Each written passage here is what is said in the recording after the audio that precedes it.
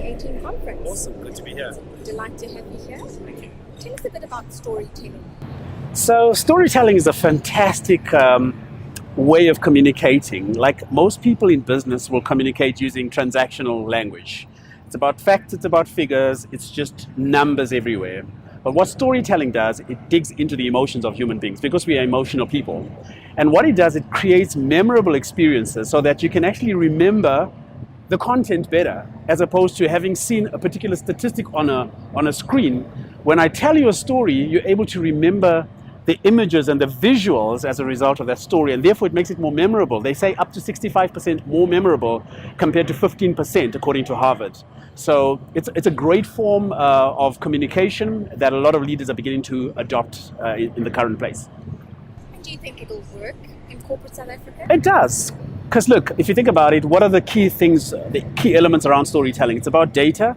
Now we know this big conversation around big data. The problem with big data is, do you have enough ability to draw insights from that? Because out of the insights you can make decisions, and that's what leaders are looking for. They want calls to action, but they can't do that without the right information. So there's data, then there's the narrative. What does this data tell us? What's the story behind the data? So that once I understand that data, I can then make a call on something. And then the last thing is visuals. Human beings, by default, we like to see things, colorful things, picturesque things. And so those three elements are part of the storytelling framework that one can use to be able to deliver or to communicate something in a very powerful and compelling manner. So you're a Chief Purpose Officer. Yes, I am. One of the many hats you wear. Yeah. What is this, and is this the new kid on the block? Well, I think the title Chief Purpose Officer has been around for probably the last 5 years or so. And for me, it's really driven from my speaking more than it is from my business Twice Blue.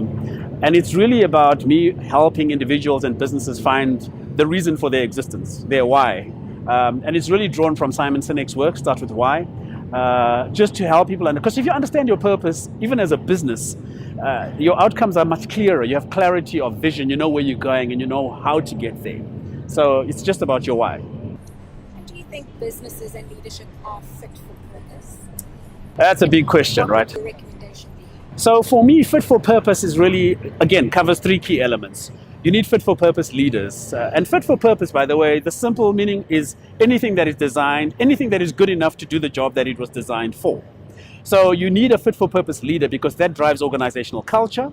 Organizational culture then impacts individual behavior. So those are the three elements: fit for purpose leaders, organizational culture, and people. But it all starts with leadership.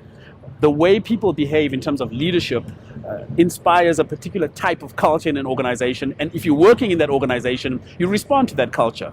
You're either excited or you're very demoralized. But it all starts at the top. SA Inc.? SA Inc. Yeah, that's it. I mean, that's organizational culture, right? And just your immediate perceptions. If you think about Brand South Africa, for example, what comes to mind? Are you excited? Are you alive with possibilities? Or is it like, I want to run? Yeah.